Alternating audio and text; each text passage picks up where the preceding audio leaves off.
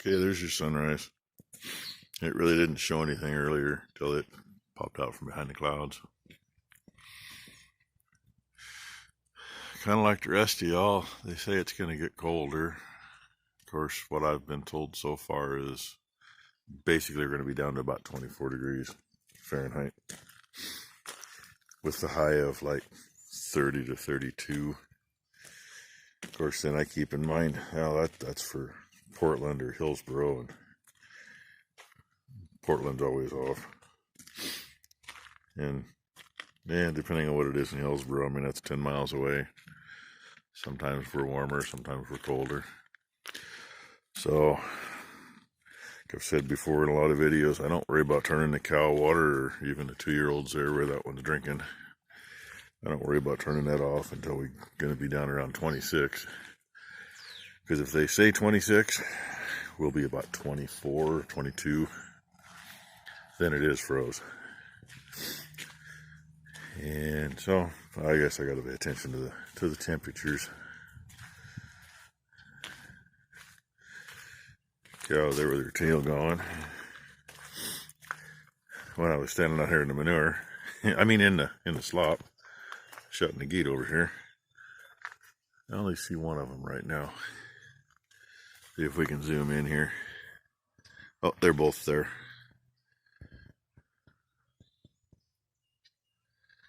Each side of that steel post in the middle, there's a goose on each side. We have had a pair of resident geese around here. I mean, they disappear most of the year, but they're here all spring. They nest somewhere. God, they've been here 15 years, I suppose. I mean, I can't guarantee it's the same pair. But here's the neat thing about them. I hate geese. That hayfield up there on the flat. The geese took into that one year and completely destroyed it. We didn't even cut hay on it that year. There wasn't anything there to cut. The way we got them out of there was when we spread manure that year, we laid it on thick. We went down a couple gears on the tractors and just let it pile up. It actually got the grasses to come back pretty good, because goose shit, it burns them off. I mean, it's not that it's a hot fertilizer, it's more or less kills it off. Doesn't just burn it off, but it kills it off, and it don't come back very well. But anyway, those two geese, I think there's been 3 or 4 times they've actually shown us their babies. They stick around to the bottom. They're usually along the old creek bed there, or they'll be over by the bridge, or out in horse pasture area.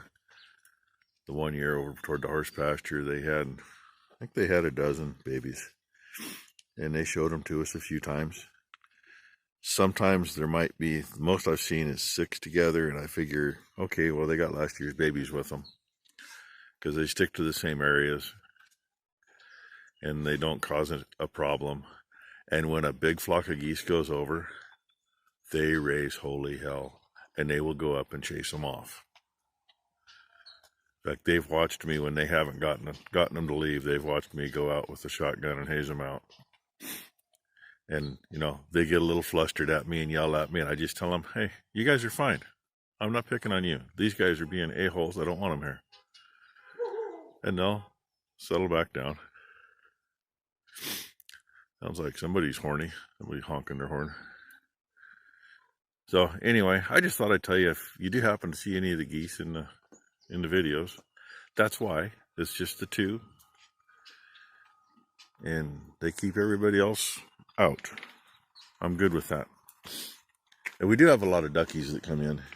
Usually when they're on our place, they're right down there where the old creek bed runs into the creek. They've been spending a lot of their time in part of the old creek bed over there in the neighbors.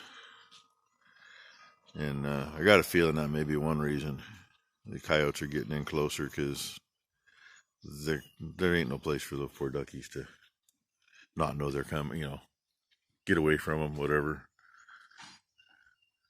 And it's hard for me to see the coyotes out there the way it is, and they can almost sneak clear up on them.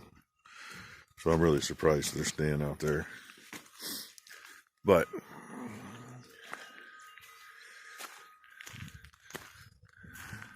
We'll see what the day brings. Right there looks nice. Rained all night. Yesterday morning was not quite this nice looking, but maybe a little warmer. And yesterday afternoon was wet. And for you folks in that deep freeze, I feel for you. I really do. Watched Iron Man 3406 video this morning. He's trying to reroute the block heater wire on a Ford car. Hey, guess what? He said it's minus 48 Celsius. Okay, minus 40 and minus 40, don't matter which scale you're on, they're the same. So, y'all that are on Fahrenheit, do the math from there. And I hear a good share of the country is at 1 degree. You know, from what I'm hearing, enjoy it while you can, because it's going to get colder first. And Ag Wild, I tell you, I try to send you our warmth. It all heads your general direction. I just don't know where it goes from there. All right, that's enough BS this morning. I got stuff to do. Number 2.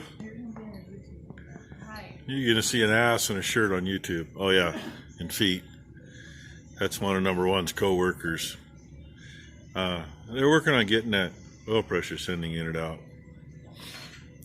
And we know the damn thing's got oil pressure because it's not making any noise. And it wouldn't have made it back home that night when she had troubles.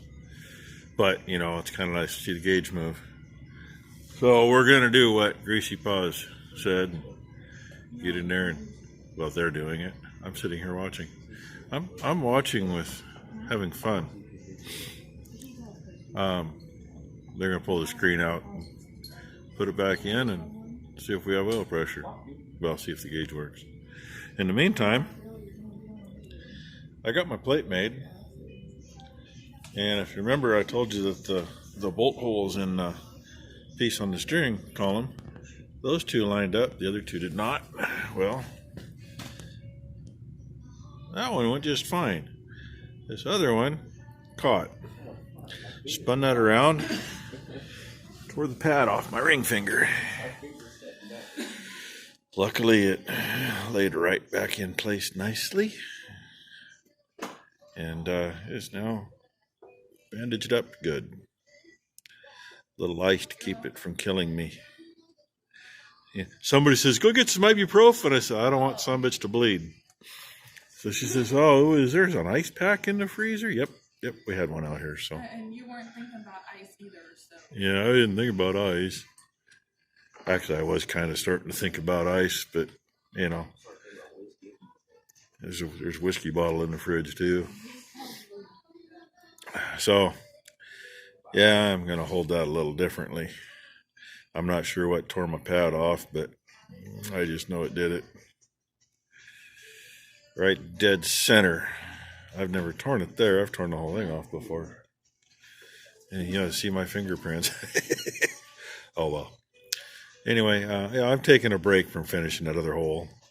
And when I get the other hole done, I'm just going to weld that plate to the other. And the big issue with drilling that hole is the other hole was in the edge of it. Let's see, get it in the right spot. The other hole was into the edge to the left of the screen. And the edge of that plate is, you can see where it's cut partway through and there's a gap. That's the edge of the plate.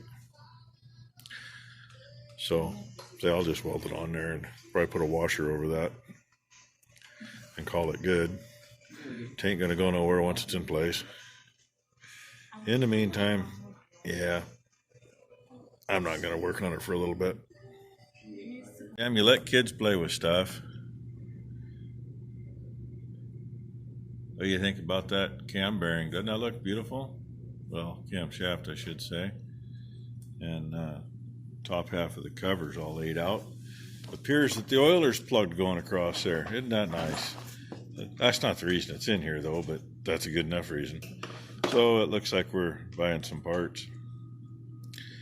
Carburetor, the head, valve cover, cam. Yay. I made him stop putting it together so I get that shot for you. Now he's screwed up because his thumb's stuck in the way.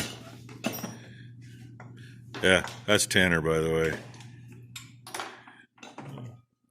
Works with her. My little brother. So she drags him out here because he says, I got nothing else to do on weekends. Well, he has homework to do, but... He's got homework. Still a poor schoolboy. Well, So I told him, throw it back together, put the bolts in, put the oiler line back on, keep it from getting more full of crap, and see what we got to do to get some parts and go from there. Yay. Gotta love it. Too many things. We're on the dog over. Cruise around on my chair here. Chase the dog around. Chase the dog, chase the dog, chase the dog. Yeah, can't fit through there. So anyway, yeah. May or may not make sense for a couple other things on that thing, but in the meantime, like I said, we got to find some parts. And the starter out of this bike is in the red one, and the one out of the red one, Tom still has, but he should have it done after he had issues putting it together and broke a freaking brush. So I'll pick that up tomorrow and ask Tom about parts, I guess. Hopefully pick that up tomorrow. If he's in the shop tomorrow, I can do that. Otherwise, I can't. So yeah, there's our Sunday. What a fun day. Well, there you go. The 132 cow I've been watching. She's got a nice big heifer. Number one just brought her in. Redneck for sure. Say what? Redneck. She's trying to say she's a redneck. There's a white stripe down that calf's neck. That means nothing. She's still got a white stripe. Yeah, at least she had it in the barn, not outside in the slop. And of course, the other one who's been in here since she was lame and then was so close, hasn't done anything yet. I think she's going to get kicked back out. Probably will too. But, okay. There you go, Murphy. There's another calf for you. And hey, Jeff Raymond. I know you like to see the babies. There. There you go. There you go, Dad. All right. Thanks for watching, everybody. And, you know, hey, please like and subscribe. It helps. They say.